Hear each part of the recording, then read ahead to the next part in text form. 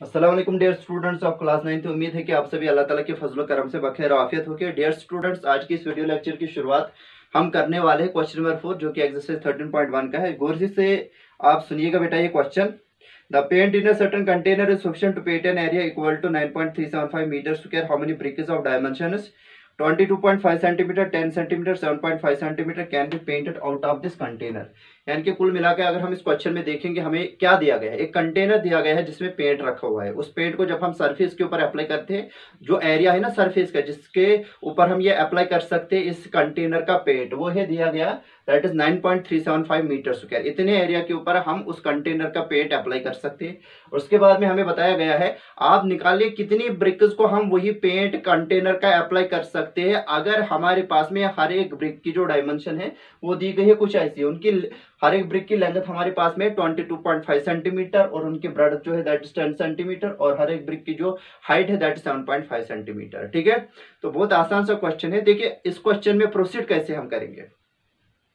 हमारे पास में जो ब्रिक होती है बेटा, that is actually the model, practical model of the cuboid. अगर हम देखेंगे ब्रिक को इर्द गिर्द पूरी सरफेस के ऊपर, तो अगर हम उसका सरफेस एरिया कंसीडर करेंगे, surface area of the brick से हमारा मतलब total surface area of the cuboid, because उसके 6 फेसेस होती है ब्रिक की जैसे क्यूबाइड की होती है। इसका मतलब total surface area of the cuboid के लिए हमारे पास में जो अलजेब्रिक फार्मूला है वो क्या है, twice of length into breadth plus breadth into height plus height into length. As length, breadth and height of the brick are available to us, therefore we can find out the total surface area of brick, one brick. Okay, तो हम क्या करेंगे बेटा, हम मानेंगे जो कि container में पेंट रखा हुआ है उससे हम n ब्रिक्स को पेंट कर सकते हैं। तो n into total surface area one brick, वो तो टोटल सरफेस एरिया आएगा जिसको हम वो पेंट अप्लाई कर सकते हैं, यानी कि वो इस एरिया के बराबर आएगा। वहां से हमारे पास में एक इक्वेशन बनेगी जिसमें अननोन n होगा, यानी कि नंबर ऑफ ब्रिक्स ही होगा, वहां से हम वो निकाल सकते हैं। चलिए करते हैं इस क्वेश्चन में हम आगे प्रोसीड कैसे करना है। सोल्यूशन इसका कुछ ऐसा होगा, हम लिखेंगे here here dimensions of a brick यानी कि डायमेंशंस क्या है ब्रिक के, यानी कि ईच ब्रिक भी बोल सकते हैं। ठीक है, लेंथ हमारे पास में उसकी है 22.5 सेंटीमीटर और उसके बाद में है ब्रेड्थ उसकी है 10 सेंटीमीटर और जो उसकी हाइट है दैट इज 7.5 सेंटीमीटर। ठीक है, here dimensions of each brick लिखिए आप यहाँ पे, ईच ब्रिक वो हमारे पास में ये दी गई है। अब क्या है, हम यहाँ पे लिखेंगे clearly total surface area of one brick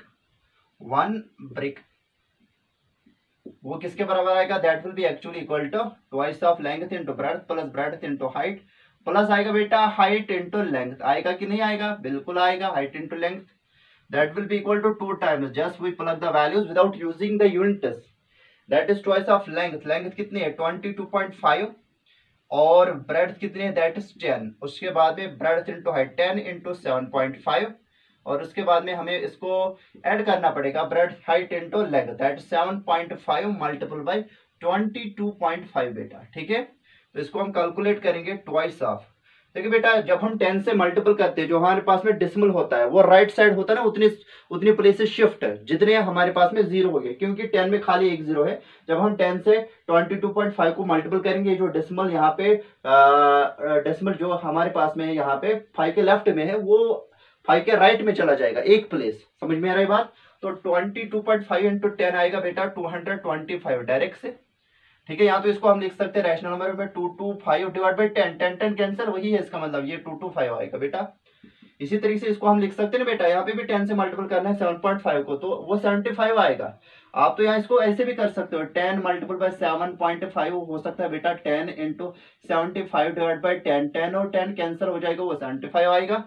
लेकिन हम शॉर्टकट ऐसे याद रखते हैं, जब भी हमें 10 से 100 से 1000 से मल्टीपल करना पड़ता है किसी भी नंबर को, तो डेसिमल पॉइंट क्या होता है बेटा, शिफ्ट होता है टू द राइट उतनी प्लेसेस जितनी हमारे पास में जीरो हो गया उस नंबर में। ठीक है, क्योंकि यहाँ पे एक जीरो है तो एक प्लेस वहां पे शिफ्ट होगा, ये 75 आएगा।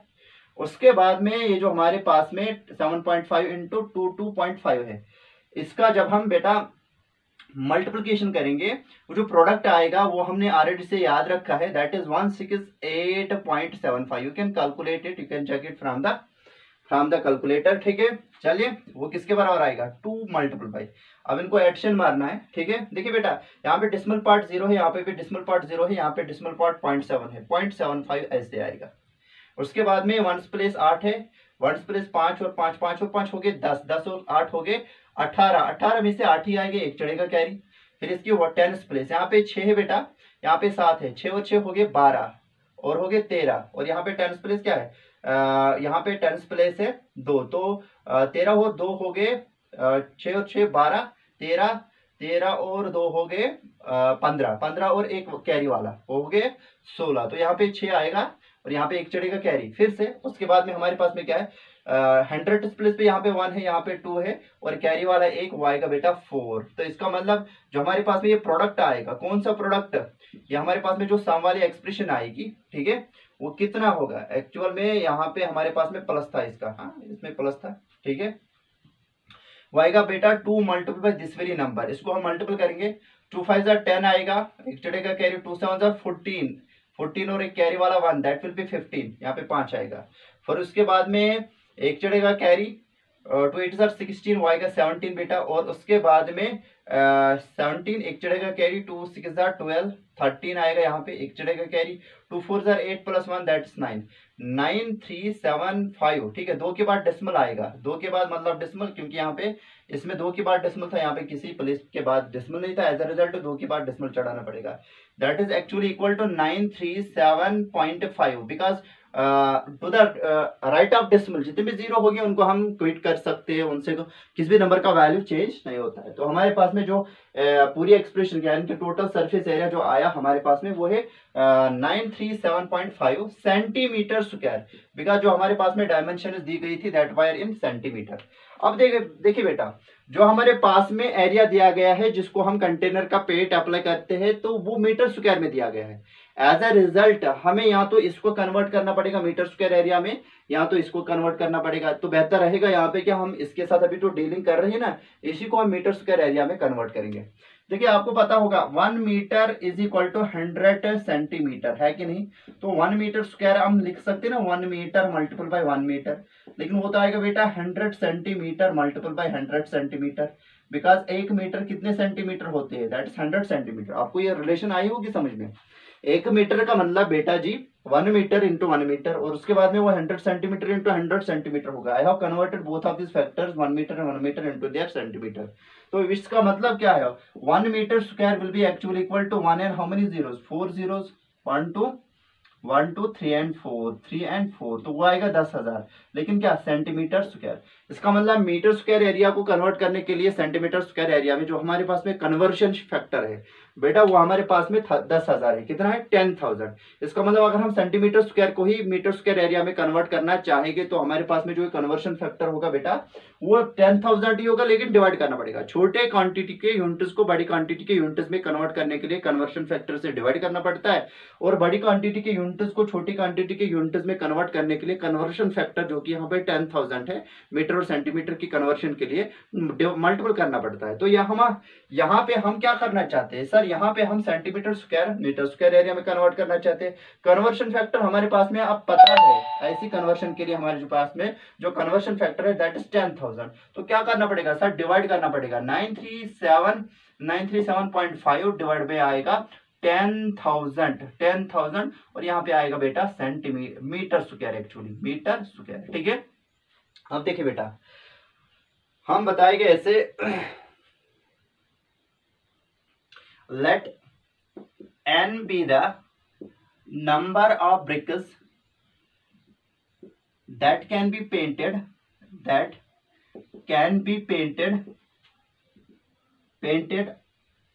out of the container, out of the paint that is in the container, out of the container। हमने क्या यहाँ पे बोला, सपोज n है नंबर ऑफ ब्रिक्स जिनको हम पेंट कर सकते हैं उस पेंट से जो कि हमारे पास में कंटेनर में पड़ा हुआ है। अब जरा बताइए clearly, n into area of total surface area of 1 brick that will be equal to the area that is to be painted, ठीक है, area that can be painted out of the paint in the container। तो clearly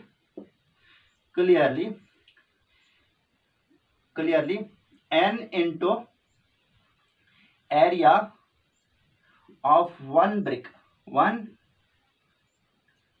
is equal to total area to be painted,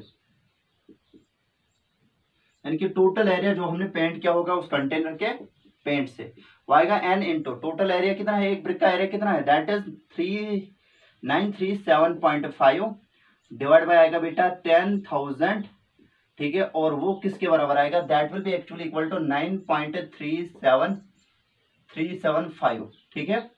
तो हम क्या करेंगे बेटा, यहाँ पे we are going to convert these decimal numbers into their respective rational numbers. तो उसके लिए हम क्या करेंगे, ये चीज रब करेंगे और वो हम लिखेंगे बेटा यहाँ पे, ध्यान से देखना बेटा, वो आएगा n इंटू 937.5 यहाँ पे 10,000 था, 4 जीरो थे अपने, लेकिन ये जो डेसिमल है ना बेटा, उसका एक जीरो यहाँ पे ऐड होगा, यहाँ पे 5 जीरो आएंगे। मैंने इसको रैशनल नंबर में कन्वर्ट किया। ये जो 0.5 था उसके लिए हमने क्या किया, 1/10 ऐड किया, वो मल्टीपल होगा 10 किसके साथ, 10,000 से, वो बन जाएगा बेटा 1 लाख। क्या बन जाएगा, 1 लाख, ठीक। और राइट साइड में क्या है, राइट साइड में हमारे पास में 9.375 है, तो 9.375 को हम 9375 डिवाइड बाय बेटा लिखेंगे 1000, बिकॉज डेसिमल के बदले एक 1 आएगा नीचे और फिर 3 डिजिट है तो 3 जीरोज आएंगे, ये 3 जीरोज और ये 3 जीरोज कट जाएंगे, 9375 1000 और 9375 1000, बिकॉज ये क्वांटिटी यहाँ पे n के साथ मल्टीपल है, जब राइट साइड में हम इसको ट्रांसपोज करेंगे डिवाइड हो जाएगा तो वहां से वो न्यूट्रलाइज होकर 1 बन जाएगा। इसी तरीके से यहाँ पे ये क्या था, मल्टीपल था ना, जब यहाँ पे लाएंगे तो डिवाइड हो जाएगा, इसलिए 3 जीरो इन 3 जीरो के साथ हट जाएंगे, which implies that n divide by, यहाँ पे हमारे पास में 100 है, इज इक्वल टू, यहाँ पे बेटा 1 है, यहाँ पे भी 1 है, ठीक है, तो यहाँ पे भी 1 है, वो किसके बराबर आएगा, which implies that n is equal to 100 and n is equal to 100.